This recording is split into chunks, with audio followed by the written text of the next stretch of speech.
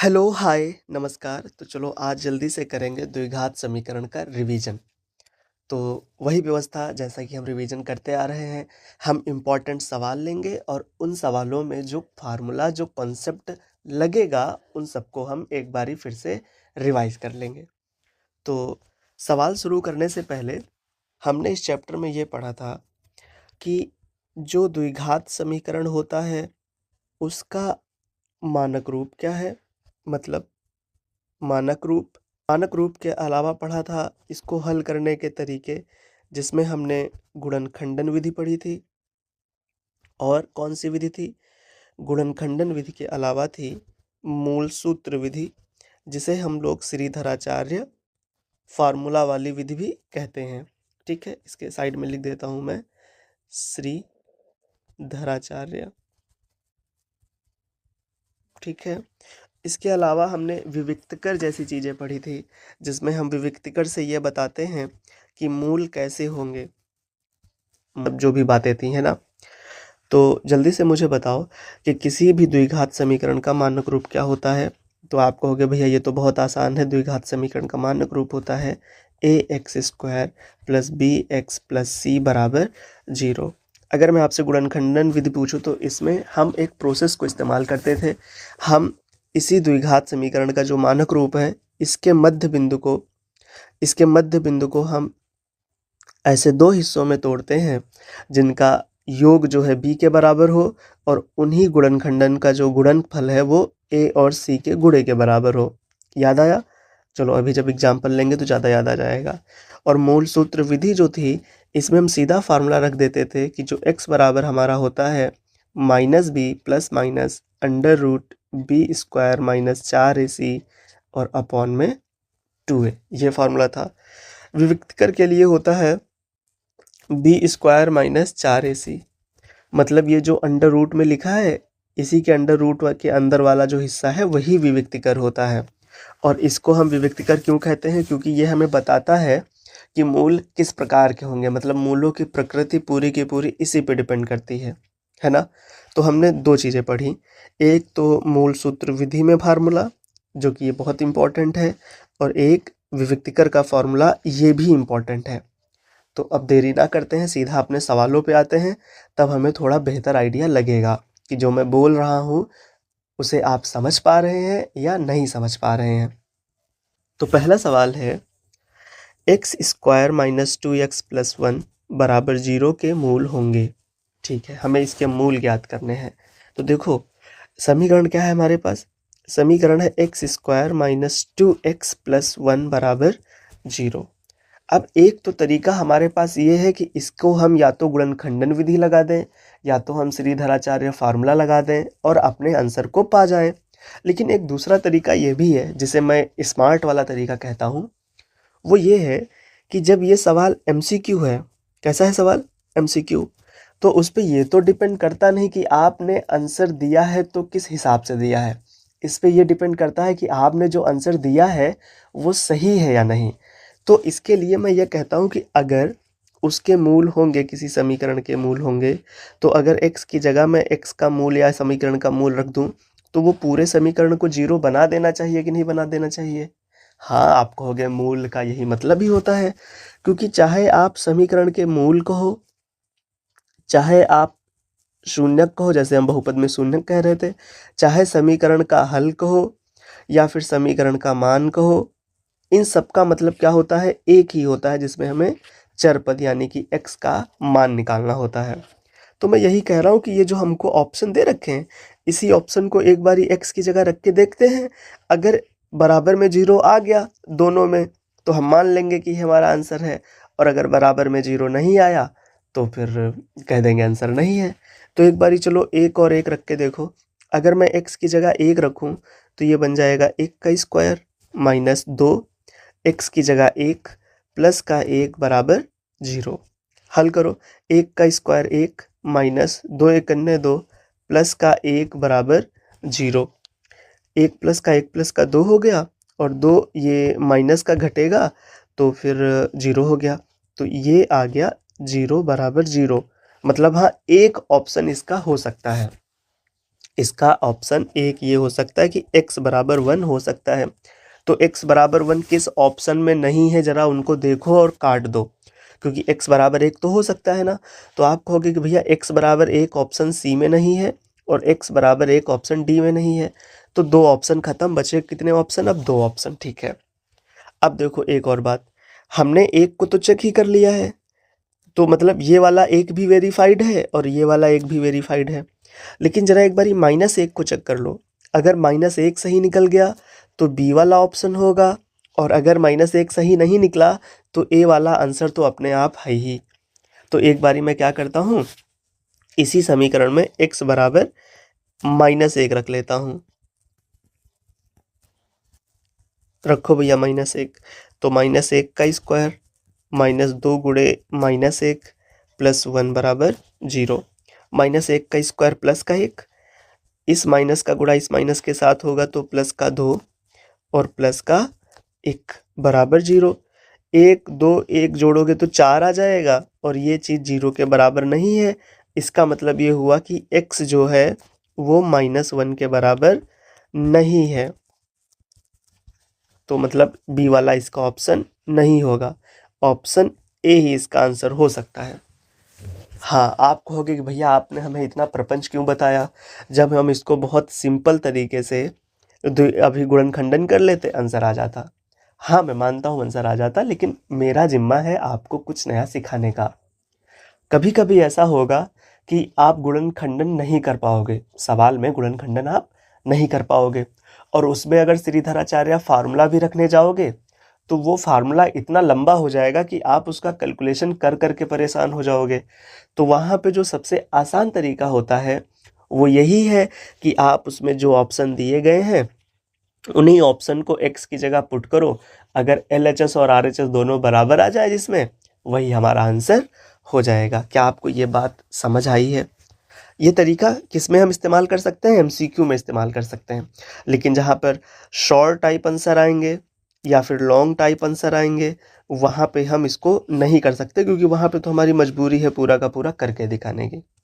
द्विघात समीकरण के मूल हैं, समीकरण हमारा x स्क्वायर -3x -10 बराबर 0। समीकरण है हमारा x स्क्वायर -3x -10 बराबर 0। तो वही काम करते हैं, x की जगह रख के देख लेते हैं, या फिर अगर आपका मन नहीं है x की जगह रखने का, बोर हो रहे हैं आप, तो मैं डायरेक्ट बताता हूँ कि आप क्या करिए, गुणनखंडन करके इसके हल ही निकाल दीजिए। तो इसके लिए हम क्या करते हैं, तो आप कहोगे भैया इसके लिए हम एक व्यवस्था अपनाते हैं, हम AC के ऐसे फैक्टर करते हैं, AC कितना है बच्चा? -10 है। AC के ऐसे फैक्टर करते हैं जिनको गुणा करने पे तो 10 आए ही आए, लेकिन घटाने पर, क्या करने पर? घटाने पर 3 आ जाए। तो आप कहोगे भैया ऐसा कौन सा फैक्टर है? तो मुझे समझ आया कि 5 गुणे 2। अगर मैं 5 को 2 से गुणा करूँ तो 10, और 5 में से मैं 2 घटा दूँ तो 3 बच जाएगा। ये कर सकते हैं ना? तो इसका मतलब ये हुआ कि इस 3 की जगह, ये वाला जो 3 है, इस 3 की जगह मैं 5 - 2 लिख सकता हूँ। चलो लिख दो, x स्क्वायर -5 - 2 x -10 बराबर 0। एक्स स्क्वायर, अब इस x का इस ब्रैकेट के साथ गुणा भी करवाना है और इस माइनस का ध्यान भी रखना है। तो 5 के साथ x का गुणा करोगे तो 5x आएगा, और इस माइनस की वजह से ये माइनस हो गया। x का 2 के साथ गुणा करोगे तो 2x आएगा, और इस माइनस का जब आपस में गुणा हुआ तो प्लस हो गया। -10 बराबर 0। अब हम क्या करते हैं, अब हम बनाते हैं दो दो के जोड़े। बना लो, x कॉमन है तो बचा x -5 इस जोड़े में, यहाँ पे प्लस का 2 कॉमन दिख रहा है तो x यहाँ से बचा, और 10 में से 2 गया तो 5 बचा। अब ब्रैकेट ब्रैकेट वाले एक तरफ, और जो ब्रैकेट के बाहर है वो भी एक ब्रैकेट में। अब दो संख्याओं का गुणा करके 0 आ रहा है, इसका मतलब ये है कि दोनों में से कोई ना कोई संख्या 0 तो है ही है। तो मैं ऐसा करता हूँ कि दोनों को संख्याओं को ही 0 मान लेता हूँ। तो x -5 बराबर एक बारी 0 ले लूँ, या फिर तथा अगर मैं x प्लस 2 बराबर 0 ले लूँ तो ये कंडीशन बन जाएगी। अब x को एक तरफ छोड़ लो और 5 को उधर भेजो तो प्लस का 5 आ गया, x को बचा लो और 2 को उधर भेजो तो माइनस का 2 आ गया। अतः मैं ये कह सकता हूँ कि जो मेरे मूल होंगे इस समीकरण के वो 5 और कॉमा -2 होंगे। ये देखो एकदम एग्जैक्ट आंसर है, इसमें हमको कुछ भी हिट एंड ट्रायल नहीं करना पड़ा। क्यों नहीं करना पड़ा? मैं चाहता तो कर सकता था बिल्कुल, और मुझे ऑप्शन भी मिल जाता दूसरी ही बार में, पहली बार में फेल हो जाता, दूसरी बार में मिल जाता। लेकिन मैं आपको ये बताना चाहता हूँ कि किसी भी सवाल को हमारे पास जितने तरीके हैं उसमें से मैं कोई भी तरीका यूज करके मैं सवाल को हल कर सकता हूँ। हमारे लिए तो बस यही है कि आंसर आना चाहिए। तो इसका आंसर क्या हो गया? Option B. ये सवाल भैया इंपॉर्टेंट है। क्यों? 2024, 23, 15 और ये एनसीईआरटी एग्जाम्पलर का भी सवाल है, तो इम्पॉर्टेंट है इस वजह से। ठीक है, तो सवाल पढ़ लेते हैं। यदि द्विघात समीकरण फलाना का एक हल -2 है, मतलब अगर मैं समीकरण लिखूं x² + 2x - p बराबर 0 और इसका हल 1 - 2 है, मतलब जो x है वो -2 के बराबर है। इतनी हमें बातें दी गई हैं, हमें p का मान बताना है। अब आप मुझे एक बात बताइए, जब हमें इतना कुछ दिया ही गया है तो p का मान बताने में क्या समस्या है? अगर x का मान -2 है तो अगर मैं -2 x की जगह रख दूं तो ये समीकरण बराबर हो जाएगा। चलो रख दो, तो आप कहोगे क्योंकि x का एक हल -2 है इसलिए x की जगह -2 रख देते हैं, तो ये -2 का स्क्वायर बन गया, प्लस का 2 x की जगह -2 माइनस का p बराबर 0, -2 का स्क्वायर 4 माइनस प्लस का गुणा माइनस, 2 दूनी 4 और ये माइनस का तो p है ही है। 4 से 4 ये कट जाएगा क्योंकि एक प्लस का है एक माइनस का है, तो -p बराबर 0 या फिर हम कह सकते हैं कि p बराबर 0। कौन सा ऑप्शन? Option number A. ये तो बहुत आसान था, बस x का मान रख देना है, p का मान आ जाएगा। यदि समीकरण x² + kx - 6 बराबर 0 का एक मूल -2 है तो k का मान ज्ञात करो। क्या ये वाला सवाल और ये वाला सवाल सेम नहीं है? बस यहाँ पे p निकालना था, यहाँ पे k निकालना है। तो इस सवाल में भी आप क्या करिए, समीकरण को लिखिए x² + kx - 6 बराबर 0। इसमें x की जगह -2 लिखिए और फिर k को बराबर करके k का मान ले लीजिए। ठीक है, तो ये सवाल वीडियो पॉज करिए, आप तुरंत के तुरंत करिए और फिर मुझे कमेंट में इसका आंसर बताइए। ठीक है, आंसर कैसे बताएंगे? आप सवाल नंबर लिख दीजिएगा। इस सवाल को मैं मान लेता हूँ, मान लो ये हमारा सवाल नंबर ए है। कौन सा है? सवाल नंबर ए, जिसका मैंने आंसर पूछा है। तो आप कमेंट में लिखिए कि आंसर नंबर ए, और इसका आंसर जो भी हो वो ऑप्शन आप टिक कर दीजिए। ठीक है, अगले सवाल पे चलने से पहले मैं आपको एक और चीज़ याद दिलाना चाहता हूँ कि इस चैप्टर में हमने एक और चीज़ पढ़ी थी जिसे हम कुछ तो विविक्तिकर जैसा कह रहे थे। आपको याद आ रहा होगा, विविक्तिकर डी से लिख देते हैं। इंग्लिश में इसे डिस्क्रिमिनेंट कहते हैं, इस वजह से डी से लिखा जाता है, जो कि बराबर होता है b² - 4ac के। अच्छा, आपको एक बात बताऊं कि जब हम श्रीधराचार्य फार्मूला पढ़ रहे होते हैं, x बराबर -b + √b² - 4ac बट्टे में 2a, तब आपको एक चीज़ नज़र आएगी कि हमारे मूल कैसे होंगे। ये सब कुछ का सब कुछ, ये जो अंडर रूट के अंदर लिखा है इसके ऊपर डिपेंड कर जाता है। अगर इस अंडर रूट के अंदर कोई ऋणात्मक मान आ गया, तो हम अंडर रूट तो हल ही नहीं कर पाएंगे, या कर पाएंगे? नहीं कर पाएंगे, क्योंकि हमें तो माइनस के अंदर अंडर रूट हल करना आता ही नहीं है। तो और अगर ये b² मतलब ये क्या हो गया? 0 हो गया, तो -b/2a में से ना तो कुछ घटेगा ना तो कुछ जुड़ेगा, तो मतलब -b/2a दोनों बार सेम आएगा। तो आंसर कैसा हो जाएगा? समान हो जाएगा। और जब क्योंकि इसे हम हल कर लेंगे तो वास्तव में आंसर हम निकाल भी पाएंगे, लेकिन जब ऋणात्मक होगा तो जब हम अंडर रूट को हल ही नहीं कर पाएंगे तो हम वास्तव में आंसर निकाल भी नहीं पाएंगे। तो हम कह देंगे कि जो हमारा मूल होगा वो कैसा होगा? काल्पनिक होगा। अगर 0 से बड़ा आया ये मान, अगर ये मान जीरो से बड़ा आया तो माइनस बी से एक बारी कुछ जुड़ेगा और माइनस बी से एक बारी कुछ घटेगा, तो दोनों ही सूरत में आंसर अलग अलग आ जाएगा ना। तो मैं कह पाऊंगा कि मूल बराबर तब नहीं होंगे, मतलब मामला जो है हमारा वो असमान हो जाएगा, असमान। और मूल वास्तव में तो तब भी होंगे, मतलब वास्तविक होंगे। ठीक है, तो यही तो हमने पढ़ा। तो एक बारी फिर से मैं कलेक्टिवली बोल देता हूँ कि अगर d का मान 0 के बराबर है तो मूल हमारे वास्तविक होंगे तथा बराबर होंगे। अगर d हमारा 0 से बड़ा है तो मूल वास्तविक तो होंगे लेकिन बराबर नहीं होंगे, मतलब असमान होंगे। और अगर d हमारा 0 से छोटा है तो ना तो मूल वास्तविक होंगे और ना ही मूल समान असमान। जब वास्तविक ही नहीं तो हम कैसे बताएंगे कि समान है समान है। तो इस वजह से उस सूरत में हम कह देते हैं कि मूल हमारे कैसे हैं, काल्पनिक हैं, हमारे सपनों में है, वास्तव में नहीं है। अब चलो चलते हैं सवालों पे। पहला सवाल ही है इसका, मतलब इस फार्मूले वाला, 3x² - 2x + 1/3 बराबर 0 का विविक्तिकर होगा। तो अभी आपने पढ़ा कि जो विविक्तिकर होता है उसे हम d से लिखते हैं और ये बराबर होता है b² - 4ac के। अगर हम मानक समीकरण से तुलना करें तो इस मानक समीकरण में हमारा abc क्या है, तो बच्चा x² का गुणांक a होता है, x का गुणांक b होता है, और जो ये अचर पद है ये पूरा का पूरा c होता है ना। तो a ये हो गया, b -2 और c 1/3, यही तो हुआ। चलो मान रख दो, b की जगह मान रखो -2, तो ये बन गया -2 का स्क्वायर माइनस फार्मूले में 4 भी, फिर a की जगह 3 है और c की जगह 1/3 है। कुछ कटेगा क्या? हाँ कटेगा, 3 से 3 कटा, 2 का स्क्वायर 4 और माइनस का स्क्वायर तो प्लस होता ही है, ये माइनस है और ये 4 लिखा है पहले से।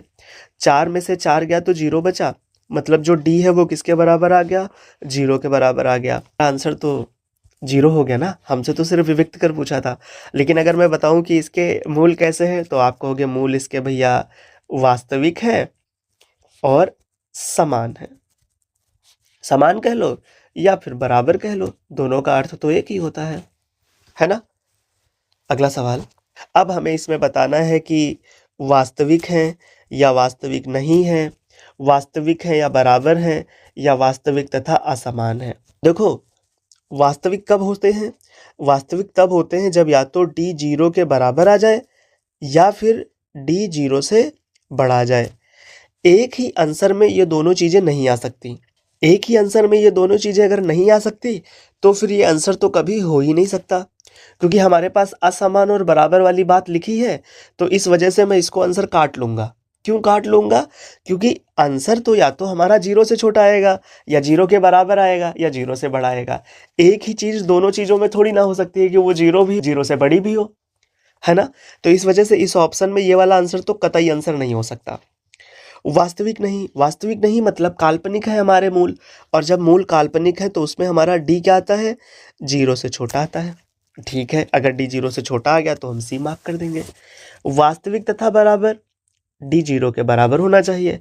वास्तविक तथा असमान, d 0 से बड़ा होना चाहिए। अब आप समझ पाए कि मैं ऑप्शन ए को क्यों काट दिया, कि या तो d बराबर 0 एक बार ही आ सकता है या d 0 से बड़ा एक बार ही आ सकता है, इसके अलावा नहीं आ सकता ना। तो ए कट गया, पहले ही कट गया। अब 3 ऑप्शन में खेला रह गया। चलो जल्दी से करके बता देते हैं। समीकरण है 3x² + 5x + 3 बराबर 0। अगर मैं यहाँ पे a निकालूं, a है a बराबर 3 और b कितना है, b है 5 और c कितना है, c है 3। हमने क्या किया, मानक समीकरण से तुलना कर दिया। अब ये होता है b² - 4ac, b की जगह 5 तो 5 का स्क्वायर -4 गुणे a की जगह 3 और c की जगह भी 3, 5 25 गुणा करो, 4 तियां 12, 12 तियां 36, 25 में से 36 घटाओगे तो -11। अब -11 ये छोटा है 0 से कि बड़ा है, तो आप कहोगे ये तो भैया 0 से छोटा होता है। इसका मतलब ये हुआ कि जो d है वो 0 से छोटा आ गया, जो d है वो 0 से छोटा आ गया। ऐसी कौन सी कंडीशन थी जिसमें d 0 से छोटा आता था? वास्तविक ना होने पे। तो मतलब हमारा ऑप्शन सी इसका सही जवाब है। चलो आगे चलते हैं। समीकरण 2x² + 5x = 0 के मूल होंगे। तो ये वाला सवाल इंपॉर्टेंट है भैया। अब आपके लिए आपके बोर्ड में हो सकता है कि ये सेम सवाल ना आए, लेकिन इसी तर्ज पर, इसी धुन पर कोई दूसरा सवाल तो आ ही सकता है।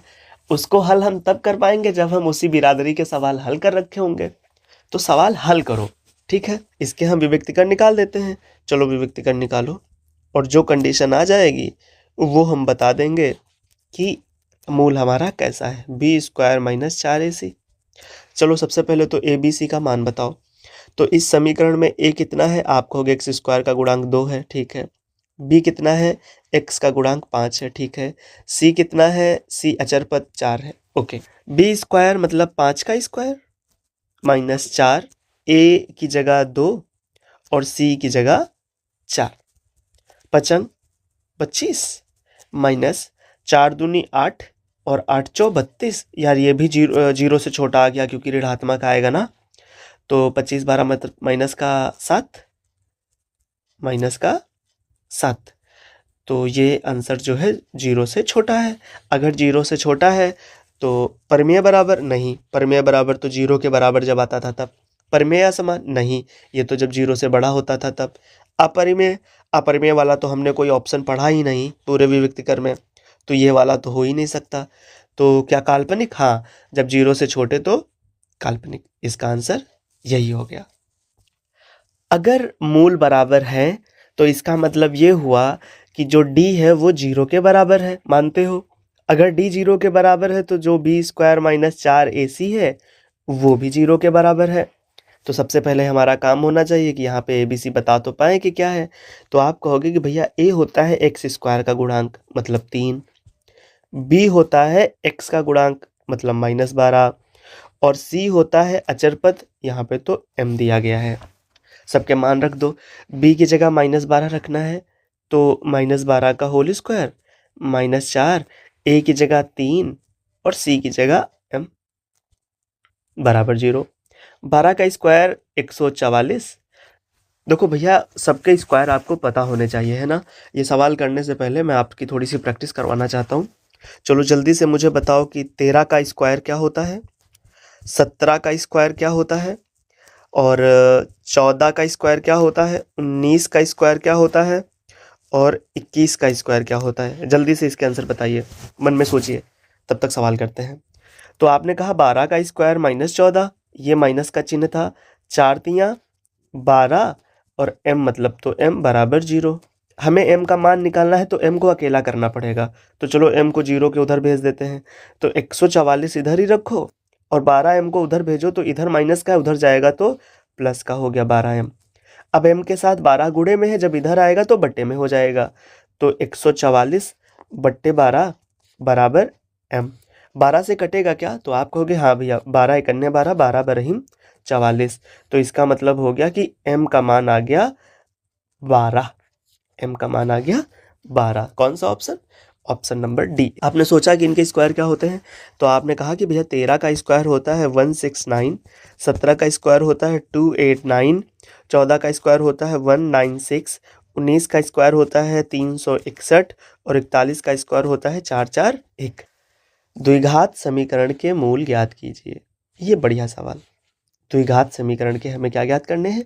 मूल ज्ञात करने हैं। अब MCQ वाला सिलसिला खत्म, थोड़े से 1-2 सवाल जो लघु उत्तरीय प्रश्न टाइप के होते हैं वो कर लेते हैं, फिर क्लास को खत्म करते हैं। आप फिर अपना काम कीजिए, है ना। द्विघात समीकरण के मूल ज्ञात करने हैं। क्या हमें बताया गया कि कौन सी विधि से ज्ञात करने हैं? नहीं। तो जब कभी आपसे सवाल में लिखा ना हो कि कौन सी विधि से ज्ञात करने हैं, तो आपके पास ऑप्शन है। आप गुणनखंड भी कर सकते हैं और आप जो मूल सूत्र फार्मूला है, मतलब जो श्रीधराचार्य फार्मूला है, आप वो भी लगा सकते हैं। आपकी जैसी मर्जी हो, आप उस हिसाब से कर सकते हैं। तो मैं पहले इसके गुणनखंडन करने की कोशिश करूंगा। अगर गुणनखंडन हो गए तो मैं हल कर दूंगा, अगर गुणनखंडन ना हो पाए तो फिर मूल सूत्र विधि लगा लेंगे, ठीक है। चलो, जो a है और c है उसका गुणा करो। तो 3 को अगर 2 से गुणा करोगे तो क्या 6 आएगा? आएगा 6।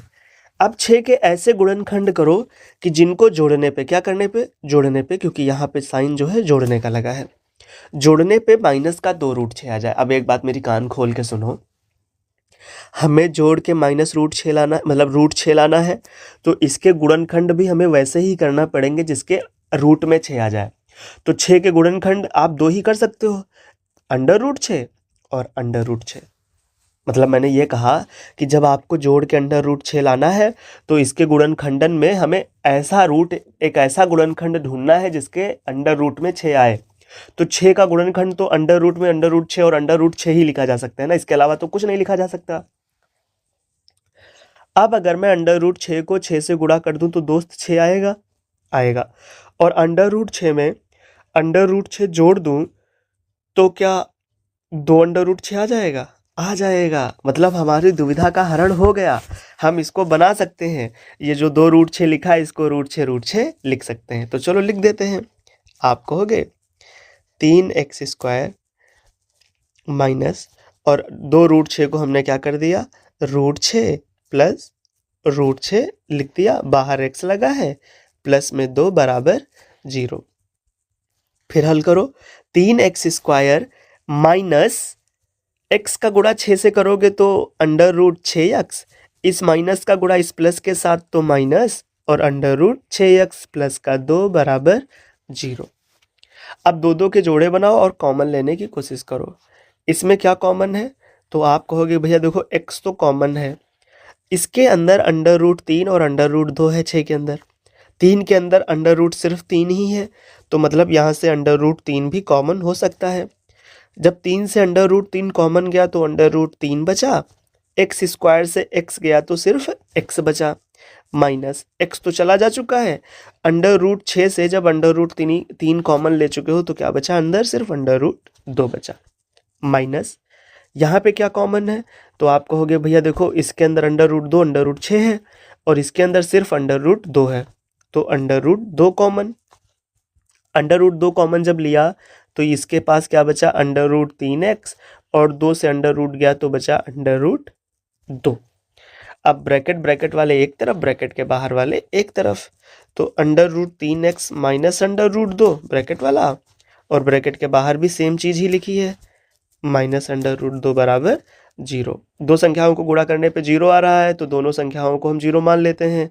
तब अगर मैं √3x माइनस √2 को 0 मानूं तो ये हो जाएगा, और अगर मैं √3x माइनस √2 को 0 मानूं तो ये हो जाएगा। दोनों काम कर सकते हैं, चाहो तो आप होल स्क्वायर भी चढ़ा लो, आपकी मर्जी।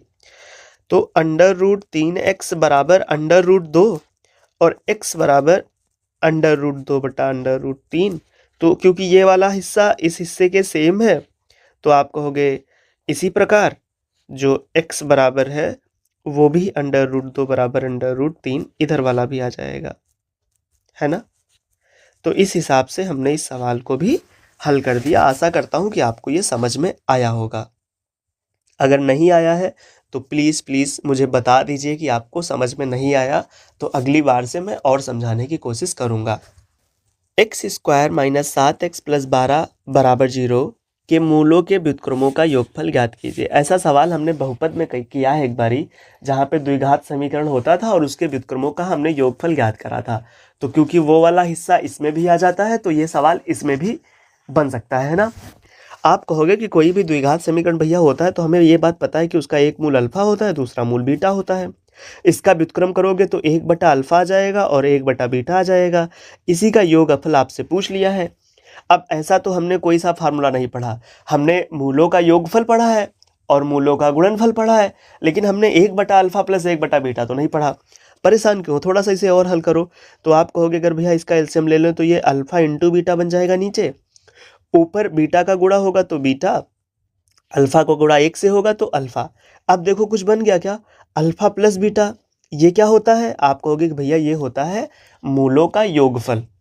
और अल्फा इंटू बीटा क्या होता है, आप कहोगे कि भैया ये होता है मूलों का गुणनफल। चाहे मूल कह लो चाहे शून्य कह लो। तो बस हमारी दुविधा खत्म हो गई। हमें एक बारी मूलों का योगफल निकालना है और एक बारी मूलों का गुणनफल निकालना है। ठीक, इसके लिए पहले तो हमें हल में मानना पड़ेगा ना, हल में हमें मानना पड़ेगा। चलो दिया है दिया है। समीकरण क्या है भैया?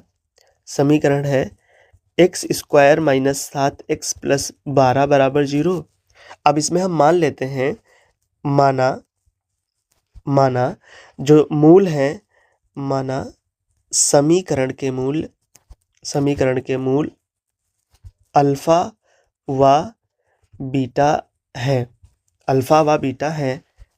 तब आपने क्या पढ़ा है कि जो अल्फा प्लस बीटा होता है वो बराबर होता है माइनस एक्स का गुणांक बटे एक्स स्क्वायर का गुणांक। याद करो भैया, ये हमने बहुपद में चैप्टर पढ़ा था, इसलिए मैंने आपको यह वाली बात इसमें नहीं बताई है ना। तो अल्फा प्लस बीटा कितना आ जाएगा? माइनस एक्स का गुणांक कितना है? तो आप कहोगे माइनस एक्स का गुणांक माइनस, और एक्स का गुणांक है -7 और अपॉन में एक्स स्क्वायर का गुणांक कितना है? 1। तो ये बराबर आ गया, माइनस को माइनस से गुणा करोगे 7 और बट्टे में 1 का कोई मतलब नहीं। तो मैं कह सकता हूँ कि जो अल्फा प्लस बीटा है वो किसके बराबर आ गया? 7 के बराबर आ गया। एक बात आ गई, ऊपर वाली बात आ गई। ठीक है, अब नीचे वाली भी बात निकाल लेते हैं। तथा जो शून्यकों का गुणनफल है, मतलब अल्फा इंटू बीटा, वो किसके बराबर होगा? तो वो आप कहोगे अचर पद होता है, अचर पद बटे एक्स स्क्वायर का गुणांक, है ना। एक्स स्क्वायर का गुणांक, अचर पद कितना है? 12 और एक्स स्क्वायर का गुणांक कितना है? 1। तो जो अल्फा इंटू बीटा है वो कितना आ गया? 12 आ गया। बस, अब हमारी दुविधा खत्म। अब हम मूलों का व्युत्क्रम की बात कर लेते हैं। तो आप कहोगे मूलों के व्युत्क्रम, तो आप कहोगे मूलों के व्युत्क्रमों का योग बराबर क्या होगा? एक मूल अल्फा था तो अल्फा का उल्टा 1/अल्फा, और दूसरा मूल बीटा था तो उसका व्युत्क्रम 1/बीटा। ये बराबर करोगे तो एलसीएम ले लोगे तो अल्फा इंटू बीटा नीचे एलसीएम आ जाएगा, ऊपर बन जाएगा बीटा प्लस अल्फा बराबर बीटा प्लस अल्फा। क्यों? क्योंकि समीकरण नंबर 1 और समीकरण नंबर 2 में हमने इनके मान निकाल लिए हैं। तो आप कहोगे समीकरण 1 व 2 से, समीकरण 1 व 2 से हल करो इनको। जब हल करोगे तो जो बीटा प्लस अल्फा या अल्फा प्लस बीटा है वो कितना है? आप कहोगे 7, और जो अल्फा इंटू बीटा है आप कहोगे 12। तो इसका मतलब जो व्युत्क्रमों का योगफल है वो 7/12 आ चुका है। हमको हमारा आंसर मिल गया। तो इस हिसाब से हमारे इस सवाल का जवाब कितना हो गया? 7/12। समीकरण फलाना के मूल ज्ञात कीजिए। तो समीकरण चलो मूल ज्ञात कर लेते हैं। पहले तो समीकरण को हमें मानक रूप में लिखना पड़ेगा, क्योंकि ये बात मैंने कई बार कही है कि जो समीकरण का मानक रूप होता है उसमें x बटे में नहीं आता। और यहाँ पे फिर ये बटे में क्या कर रहा है? इसको चलो ऊपर लाओ। ऊपर लाने के लिए आप इसका एलसीएम लोगे तो x एलसीएम आया, x का x के साथ गुणा हुआ तो एक्स स्क्वायर -1 बराबर 3। अब इस x को उधर ले जाओगे तो गुणे में हो जाएगा, तो एक्स स्क्वायर -1 बराबर 3x। अच्छा, सारी चीज़ों को एक तरफ लाओ तो एक्स स्क्वायर तो पहले से इधर लिखा ही था। अब एक्स वाला हिस्सा लाओगे तो ये इधर आएगा तो -3x हो जाएगा, और -1 तो पहले से इधर लिखा है बराबर 0। अब भैया देखो, हमारे पास एक ऐसा समीकरण बन गया है जिसको मैं देख पा रहा हूँ कि एक के मैं ऐसे कोई भी गुणनखंड नहीं कर सकता जिसको जोड़ने या घटाने पे 3 आ जाए। तो इस वजह से मैं इसमें श्रीधराचार्य फार्मूला के अलावा और कुछ लगा सकता नहीं। तो हमारी गर्ज हो गई श्रीधराचार्य फार्मूला लगाने की। तो अब कहोगे मूल सूत्र फार्मूला, या मूल सूत्र, या श्रीधराचार्य सूत्र, जो भी आपको कहने का मन करे, x बराबर -b plus minus √b² -4ac upon में 2a। यहाँ पर जो a बराबर है कितना है भैया? a बराबर होता है एक्स स्क्वायर का गुणांक 1 है, और जो b बराबर है वो कितना है? आप कहोगे x का गुणांक होता है -3 है, और जो c होता है वो अचर पद होता है जो कि -1 लिखा है, तो वो हो गया -1। ABC सब कुछ आ गया है। अब भैया फार्मूला यहाँ पे रख देते हैं। तो एक लाइन खींच लेते हैं इधर, और लाइन के इस साइड इसको हल कर देते हैं। x बराबर -b plus minus under root B square minus 4ac upon में 2a। चलो वैल्यू रखो। तो b की जगह कितना है, b की जगह है आप कहोगे माइनस का 3, तो माइनस का ये पहले वाला और b की जगह माइनस का 3 plus minus under root B square मतलब माइनस 3 का स्क्वायर माइनस 4, a की जगह 1 है और c की जगह माइनस का 1 है बटे 2 और a की जगह 1 है बराबर माइनस माइनस प्लस हो गया, प्लस माइनस अंडर रूट 3 का स्क्वायर तो 9 आएगा, इस माइनस और इस माइनस के गुणे की वजह से प्लस हो गया, 4 एकन्ने 4 बटे में कितना है 2 एकन्ने 2, थोड़ा और हल कर दो 3 प्लस माइनस अंडर रूट 9 4 13 बटे 2। अब देखो क्या हम 13 को हल कर सकते हैं रूट के बाहर, तो आप कहोगे भैया 13 को रूट के बाहर हल नहीं कर सकते क्योंकि 13 एक अभाज्य संख्या है। इस वजह से इस आंसर में और ज़्यादा हम छेड़खानी नहीं करेंगे, बस यही हम इसका आंसर डाल देंगे कि यही हमारा आंसर है। दो क्रमागत विषम पूर्णांकों के वर्गों का योगफल 394 है। दो क्रमागत विषम पूर्णांकों के वर्गों का योगफल 394 है। तो भैया चलो सबसे पहले क्रमागत विषम पूर्णांक मान तो लेते हैं। आपको ये बात पता होनी चाहिए, अगर कोई लगातार क्रम संख्या है तो अगर पहली संख्या x है तो दूसरी संख्या x+1 होती है, लेकिन यहाँ पे लिखा है विषम, तो हर विषम संख्या के बीच का जो अंतर होता है वो कितना होता है, 2 का होता है। तो अगर विषम संख्या मैं एक पहली वाली मान लूँ कि वो x है तो दूसरी वाली मुझे कितनी माननी पड़ेगी, x+2 माननी पड़ेगी, है ना। ये पहली संख्या और ये दूसरी संख्या। यहीं पे अगर सम संख्या होती, कौन सी संख्या होती, सम संख्या होती, तो भी सम संख्या के बीच का भी अंतर कितना होता है, 2 का अंतर होता है। अरे भैया पहली सम संख्या 2, फिर दूसरी 4, फिर 6, फिर 8, देखो 2 का अंतर है, तो सम संख्या में भी 2 का अंतर होता है। अगर मैं विषम संख्या की बात करूं तो विषम संख्या 3, 5, 7, 9, देखो 2 का अंतर है, तो इसमें भी 2 ही का अंतर होता है। तो चाहे सम मानने को कहे चाहे विषम मानने को कहे, हम अंतर कितने का लेंगे, 2 का लेंगे। तो चलो हल करने से पहले मान लेते हैं कि माना दो क्रमागत विषम पूर्णांक क्रमशः x तथा x+2 है। सवाल शुरू हो गया है हमारा। हमने पहली सीढ़ी चढ़ ली कि सवाल को हल कैसे करना है, ये आइडेंटिफाई करके कि इसमें जो हमको संख्या माननी है वो x और x+2 माननी है। ठीक है, अब जो प्रश्न कह रहा है, प्रश्नानुसार आपसे कहा गया है, क्या कहा गया है प्रश्नानुसार आपसे ये कहा गया है कि पूर्णांकों के वर्गों का योग।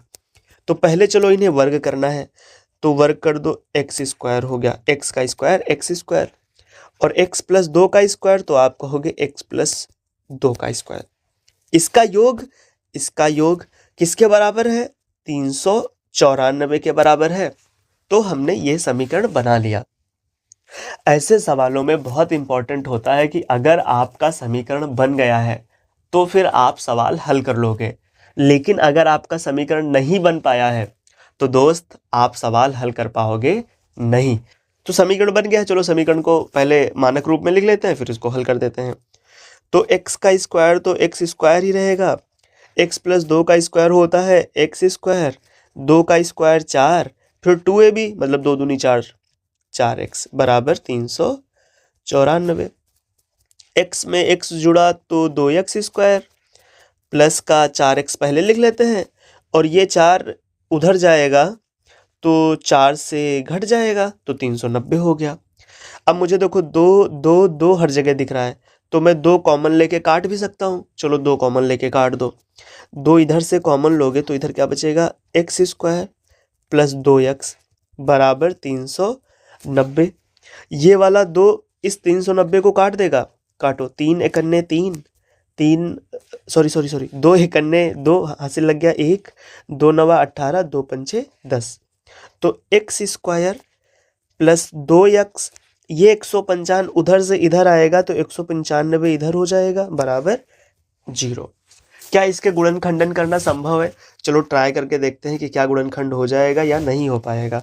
तो आप कहोगे भैया देखो 195 के जब हम गुणनखंड करते हैं लास्ट में 5 है, तो ये संख्या 5 से कटेगी। 5 से काटो, 5 तियां 15, बच गया 4, 5 नवा 45। ये संख्या 3 से कटेगी, 3 से काटोगे तो आएगा 13। अब तो 13 अभाज्य संख्या है तो 13 से ही कटेगा। तो मतलब इसके गुणनखंड हो गए 5, 3 और 13। अब इसके ऐसे दो जोड़े बनाओ कि गुणा करो तो 195 आए ही आए, और अगर घटा दो तो कितना आ जाए, 2 आ जाए। तो अरे अरे दिख गया भैया, 5 तियां 15 एक तरफ, 13 एक तरफ। गुणा करोगे तो 195 आएगा ही, क्योंकि उसी के गुणनखंड है। और 15 में से 13 घटा भी दोगे तो 2 आ जाएगा। मतलब दुविधा का हरण हो गया। तो ये रफ वर्क था, इसे हम इरेज कर सकते हैं। आप इरेज नहीं करोगे कॉपी में, आप एक ऐसे लाइन खींच लोगे राइट साइड में, और वहां पे साइड में जो भी आपको रफ वर्क करना है आप कर सकते हैं। ठीक है, चलो करो आगे इसको। एक्स स्क्वायर 2 की जगह लिख सकता हूँ 15 माइनस 13 एक्स माइनस 195 बराबर 0। एक्स स्क्वायर ब्रैकेट खोलो, प्लस का 15x माइनस 13x माइनस 195 बराबर 0। Bracket bracket common, x common तो x प्लस 15 बचा, माइनस का 13 कॉमन तो x प्लस 15 बचा बराबर 0।